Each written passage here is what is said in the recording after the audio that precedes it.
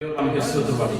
ದೇವರೇ, ನೀನು ಇಸ್ರಾಯೇಲರನ್ನು ಐಗುಪ್ತ ದೇಶದಿಂದ ಕರೆದುಕೊಂಡು ಬರುವಾಗ ಕರ್ತನೇ, ನೀನು ಅವರಿಗೆ ಹಗಲು ರಾತ್ರಿ ಅವರೊಂದಿಗೆ ಇದ್ದು ಕರ್ತನೇ, ಅವರಿಗೆ ನೀನು ಆಹಾರವನ್ನ, ಮನ್ನವನ್ನ, ನೀರನ್ನ ಕೊಡ್ತಾ ಬಂದಂತೆ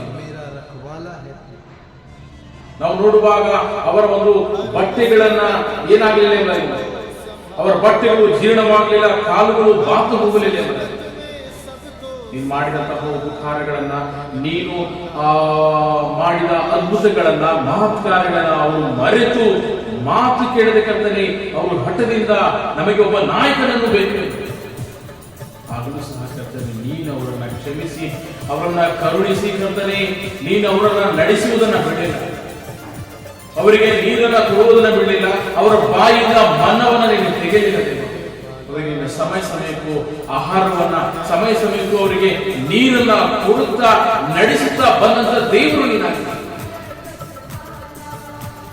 ದೇವರು ಇಸ್ರಾಯೇಲರನ್ನ ಐಗುಪ್ತ ದೇಶದಿಂದ ಅವರನ್ನ ಬಿಡಿಸಿ ನಡೆಸುವುದರಿಂದ ಹಾಗೆ ದೇವರು ನಿನ್ನ ಸ್ಥಿತಿಯಿಂದ ಆತನು ಬಿಡಿಸಿ ತರಬೇಕು.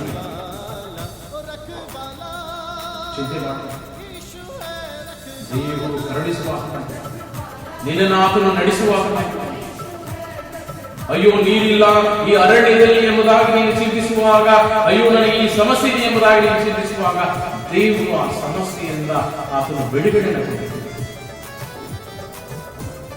ದೇವರು ನಿನ್ನನ್ನು ಕೈ ಹಿಡಿದು, ನಿನ್ನ ಕುಟುಂಬವನ್ನು ಕೈ ಹಿಡಿದು ಆತನ ನಡೆಸುವುದು